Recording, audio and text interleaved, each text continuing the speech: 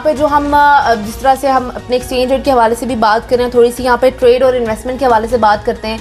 और अभी जो खबरें आ रही हैं कि अमेरिका की जानिब से जो बातचीत हो रही है कि वो पाकिस्तान, उनका वफ्द आएगा और ट्रेड के दीगर मौके पाकिस्तान में देखे जाएंगे। आपको क्या लगता है कि मजीद किन किन सेक्टर्स में अमेरिका के साथ हमारी ट्रेड का जो बैलेंस है वो क्रिएट हो सकता है, मजीद ट्रेड में इजाफा हो सकता है? क्योंकि हम देख रहे हैं कि अमेरिका के साथ पाकिस्तान की जो ट्रेड है वो काफ़ी हद तक पाकिस्तान की ट्रेड अमेरिका के साथ देखी जा रही है।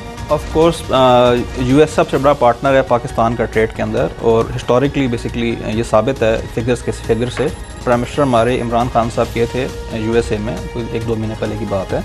और उसके बाद अभी जैसे आपने बात की कि हमें जो है ट्रेड चाहिए, एड नहीं चाहिए बेसिकली, बिकॉज पाकिस्तान एक अभी ग्रोइंग इकोनॉमी है, इवॉल्विंग इकोनॉमी है, और यूएसए को ये नज़र आ रहा है। ऑफ कोर्स वो चाहते हैं कि इस चीज़ को कैश करें। दैट इज़ वाई वो एक हाई पावर डेलीगेशन 15 लोगों का जो आएगा, 15 कंसोर्शियम उनका एक बेसिकली आ रहा है, they will come to Pakistan. और बेसिकली जो हमारा जो चीज़ें चल रही हैं उसी को हम एक्सपेंड कर सकते हैं। फॉर एग्जांपल कॉटन है, उसके बाद जो फिनिश्ड गुड्स हैं आपके, जो टेक्सटाइल सेक्टर में आपकी बहुत ज़्यादा इसमें पोटेंशियल है।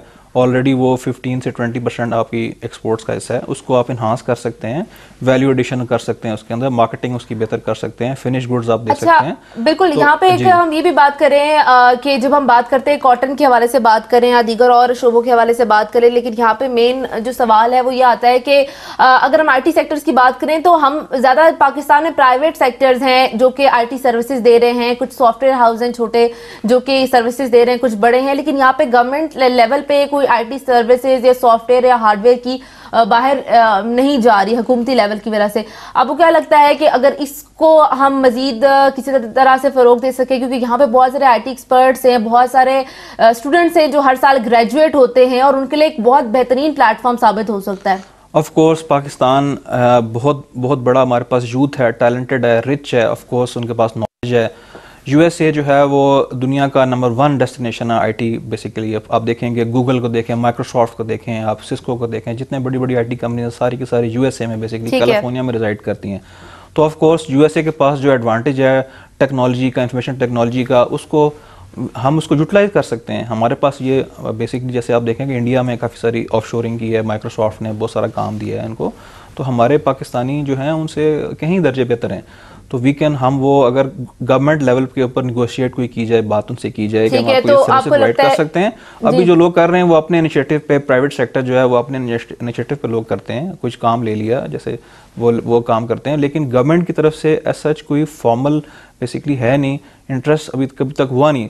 अगर वो हो तो फिर आई एम श्योर कि जैसे फॉर एग्जांपल गूगल यहाँ पे बहुत बड़ी इन्वेस्टमेंट कर सकता है, माइक्रोसॉफ्ट जो दुनिया के सबसे बड़ी कंपनी उसकी इन्वेस्टमेंट यहाँ हो सकती है। मतलब दीगर आपको लगता है कि IT शोबे में भी हमारी इन्वेस्टमेंट हो सकती है, लेकिन हुकूमती लेवल की तरफ से अगर ऐसा जी हुकूमती लेवल की तरफ से होगा तो फिर तो एक ट्रांसफॉर्मेशन हो जाएगी ना पाकिस्तान की इकोनॉमी में। Knowledge based economy, IT based economy बन सकती है यहाँ पे। आप मतलब है सॉफ्टवेयर यहाँ बना सकते हैं, गवर्नमेंट स्पॉन्सर्ड प्रोजेक्ट्स को यहाँ पे चलाया जा सकता है। ऑलरेडी जो सॉफ्टवेयर हाउसेज आपके हैं, जो सॉफ्टवेयर टेक्नोलॉजी पार्क्स हैं, उनको आप इन्हांस कर दें। अब आप इन्हांस करेंगे तो वही जो बच्चे हमारे माशाल्लाह यूनिवर्सिटी से निकलते हैं, जॉब्स तलाश करते हैं, उनको सारों को आप IT हाउसेज में लगाएं। एक बिल्कुल एक प्लेटफॉर्म यहाँ पे। मोहम्मद काजी साहब, अभी हम जब रॉ मटेरियल की अगर हम बात करें और पाकिस्तान में अगर ऐसे प्लेटफॉर्म्स हों, ऐसी इंडस्ट्रीज लगे या ऐसे मैन्युफैक्चरिंग पॉइंट्स हों जिसमें हम ज़्यादा से ज़्यादा खाम माल की बजाय हम प्रॉपर क्लॉथिंग के सेक्टर में हम प्रॉपर कपड़ा बना के प्रॉपर उस जिस तरह से डिज़ाइन से बना के अगर वो भेजते हैं तो उसमें काफ़ी हद तक हमें फ़ायदा हो सकता है, हमारे जो डॉलर्स हैं उसमें इजाफा हो सकता है, ऑफ कोर्स जब एक्सपोर्ट में इजाफा होगा। जी ऑफ कोर्स डेफिनेटली हमारे पास टेक्सटाइल डिजाइनर्स बहुत सारे यहाँ पे हैं जो कि हर तरह की डिज़ाइनिंग कर सकते हैं। बेसिकली यहाँ पे आपको इसको कम करना चाहिए। बेसिकली हमें रॉ मटेरियल एक्सपोर्ट करने की इजाज़त होनी ही नहीं चाहिए। हमारे पास यहाँ पे इंफ्रास्ट्रक्चर मौजूद है, थोड़ा सा इसकी कैपेसिटी बिल्ड करने की ज़रूरत है, लोगों को थोड़ा सा एजुकेट करने की ज़रूरत है, उनको इंसेंटिव्स देने की, कुछ लोन्स देने की ज़रूरत है, ताकि वो अपनी जो वो मिल है उसमें से उसी के साथ फैक्ट्री लगाएं और बेसिकली उस चीज़ को बना के एक्सपोर्ट करें। मतलब अगर एक चीज़ 1 रुपये में बिक रही है, अगर उसको मैं 10 रुपये की, 20 रुपये की, 50 रुपये की बेच सकता हूँ तो उसको मैं 1 रुपये की क्यों बेचूँ? तो ये तो कॉमन सेंस है ना बेसिकली। इस पर तो बिलियंस ऑफ डॉलर्स आपका रेवेन्यू बढ़ सकता है सिर्फ इस स्टेप से। तो आप देखें कि जो है आप जो रॉ कॉटन है आपकी जो आप एक्सपोर्ट करते हैं, उसके बजाय अगर आप उसको फिनिश गुड्स जो हैं आप जो है ना ट्राउजर्स, पैंट्स वगैरह आप अच्छे क्वालिटी के आप उनको यहाँ पे आप उनको इंसेंटिव दें। मशीनरी की बेसिकली काफ़ी सारी लागत आती है इसके अंदर और शायद लोगों के लिए पॉसिबल नहीं है, लेकिन अगर गवर्नमेंट इस तरफ इंटरेस्ट ले और बेसिकली एप्टमा जो आपकी बेसिकली फाल बनाए इसको, जो ऑल पाकिस्तान टेक्सटाइल की एसोसिएशन है उसके अंदर उनका रोल बहुत अहम है, और गवर्नमेंट के रज़ाक दाऊद साहब हैं और कुछ और लोग हैं जो इसके अंदर बेसिकली अगर ये इस तरफ करना चाहें तो ये बहुत बड़ा हमारा एक्सपोर्ट प्रोसेसिंग जोन अगर आप इस्टेब्लिश करें। फैसलाबाद जो प्रेडोमिनेटली सारी की सारी कॉटन उसी एरिया में बनती है, फैसलाबाद में आप ये इस तरह का एक्सपोर्ट प्रोसेसिंग जोन आप बनाएं जो और मार्केटिंग भी हो उनकी, आप ट्रेड फेयर्स करवाएं, कॉटन फेयर्स आप करवाएं, कराची में अरेंज करें, फैसलाबाद में अरेंज करें, इस्लामाबाद में अरेंज करें, उन इन्वेस्टर्स को आप यहाँ पे लेके आएँ, उनको आप पाकिस्तानी कॉटन की क्वालिटी बताएं जो कि दुनिया के नंबर 1 कॉटन है बेसिकली। तो आप देखेंगे उससे कितने फिनिश गुड्स आपके बनते हैं जो कि वर्ल्ड ओवर बेसिकली मुख्तलिफ नामों से जाके वही चीज़ लगा देते हैं। तो why can't we do it here, हम यहाँ पाकिस्तान में क्यों नहीं करते, हम क्यों उसको जो है अपना एडवांटेज लूज कर जाते हैं, और हम बिलियंस ऑफ डॉलर्स रेवेन्यू हम इसमें से सिर्फ अर्न कर सकते हैं जस्ट बाय सिंगल स्टेप। तो मेरे ख्याल है इसमें जो ना बहुत सारा काम हो सकता है। काजी साहब, हमने देखा पहले फैसला और ये आया था कि दरामदी जो लग्जरी आइटम्स हैं उनको दरामद करने में ड्यूटी ज़्यादा बढ़ाई जाए ताकि उसको डिस्करेज किया जाए। अब उन्होंने ये कहा है कि जिनकी $1 लाख से ज़्यादा $1 लाख से ज़्यादा तस्वीरात ज़र है 2 साल में, तो उनको एक तजवीज़ दी गई है कि वो दरामद कर सकते हैं ड्यूटी फ्री। इस पे क्या कहेंगे आप? जी ऑफ कोर्स ये इंसेंटिव दिया है गवर्नमेंट ने। बेसिकली गवर्नमेंट जो वो चाह रही है कि हाइब्रिड गाड़ियों को प्रमोट किया जाए पाकिस्तान में।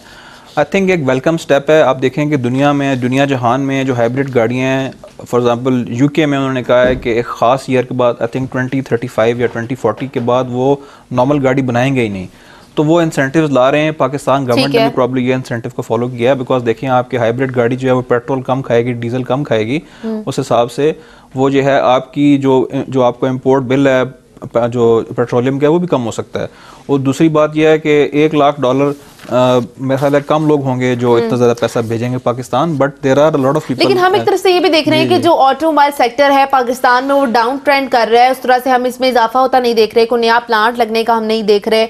तो इस सूरत हाल में मकामी हम जो सनतें हैं, जो प्लांट्स हैं ऑटोमोबाइल सेक्टर के, बजाय कि उनको हम किस तरह से फ़रोग दें कि उनकी जो सेल परचेज है उसमें इजाफा हो, क्योंकि हमने देखा कि सेल परचेज ऑटोमोबाइल सेक्टर में कम हुई है। तो आपको नहीं लगता कि वो फिर लग्जरी आइटम जो एक फैसला था या उनको एक जी आपने टैक्सेस बढ़ा दिए ना, आपने इंपोर्ट बिल कम करने के लिए टैक्सेस बढ़ा दिए गाड़ियों के ऊपर, उसकी वजह से बुकिंग कम हो गई है। आप देखें टोयोटा की, होंडा की बुकिंग कम होगी, जब लीडिंग मैन्युफैक्चरर है, टोयोटा लीडिंग मैन्युफैक्चरर है पाकिस्तान में, सबसे बड़ा है, उसके बाद होंडा है बेसिकली।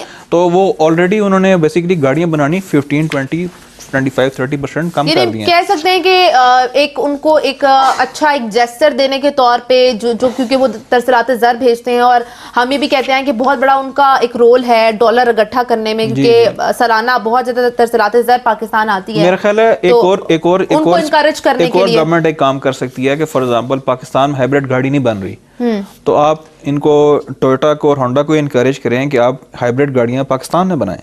ठीक है, ओके। सो फिर आप देखेंगे कि यहाँ फ़रोग मिलेगा हाइब्रिड गाड़ियों को, आपकी पेट्रोल की कंजम्पशन कम हो जाएगी, आपकी पेट्रोलियम के प्रोडक्ट्स की अगर आप लेट्स से आप उसको अगर 1/4 या 1/5 भी कम कर लेते हैं तो एक ह्यूज इकोनॉमी का जो बर्डन है वो आपको कम हो सकता है।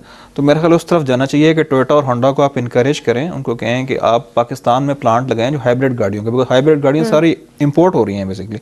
तो उसको इंपोर्ट के बजाय कि आप डॉलर बाहर भेजें, you can get them manufactured in Pakistan. ठीक है, तो that can be a step. और दूसरी बात है कि हाइब्रिड गाड़ी को हमेशा वेलकम करना चाहिए, बिकॉज एक लेटेस्ट टेक्नोलॉजी है। लेकिन अगर पाकिस्तान में बनाई जाती है और उनको इनकरेज किया जाता है, तो आपको लगता है कि इससे हम और ज्यादा फायदा जॉब क्रिएशन होगी ना, जॉब क्रिएशन होगी, फैक्ट्री नहीं लगेगी, उसके बाद जो आपको फॉरेन डायरेक्ट जो आपको पैसे बाहर भेजने वो नहीं जाएंगे, उसके बाद यहाँ पे एक्सपेंशन होगी, गाड़ियां जो है वो हाइब्रिड हो जाएंगी।